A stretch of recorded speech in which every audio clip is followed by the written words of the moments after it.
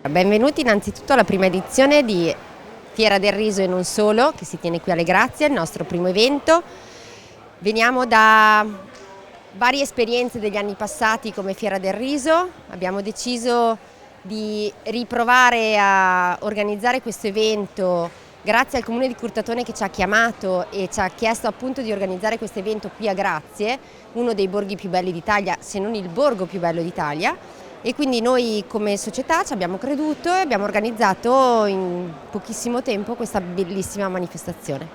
Questa organizzazione parte stasera, che è il 4 maggio, e andremo fino al 5 di giugno, quindi un mese, tutte le sere e la domenica a pranzo. Si possono trovare diverse tipologie di risotti, ma non solo, come c'è scritto appunto nel nome di questa fiera, perché sono presenti anche diversi secondi, diverse specialità mantovane, ma non solo. Il nostro bar all'interno della manifestazione si chiama Gli Amici di Squiz, che era un nostro carissimo amico che ha organizzato con noi le fiere precedenti, che purtroppo non c'è più, e tutti i suoi amici hanno deciso di partecipare e di organizzare appunto il bar per lui. Quindi è un piccolo sogno che si avvera, un piccolo pensiero carino per il nostro amico Enrico. Grazie vive tutto l'anno, ma maggio per le Grazie è un mese veramente importante e quindi abbiamo pensato di fare questo evento per dare un qualcosa in più a tutti i turisti e a tutti i cittadini di Mantova che vogliono venire a fare appunto un giro qui a Grazie. È una nuova iniziativa molto importante che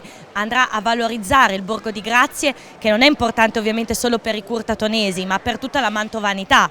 che offre delle bellezze artistiche, storiche, architettoniche che devono essere valorizzate, e quale modo migliore se non unirsi mangiando un risotto e poi visitando il borgo. Questa iniziativa va a trovare posto in un sistema, detto da noi in un sistema Grazie, dove c'è la fiera, dove c'è appunto questa Fiera del Riso, dove ci sono altri eventi durante il Maggio Mariano. Questa Fiera del Riso, gli organizzatori sono gli originali,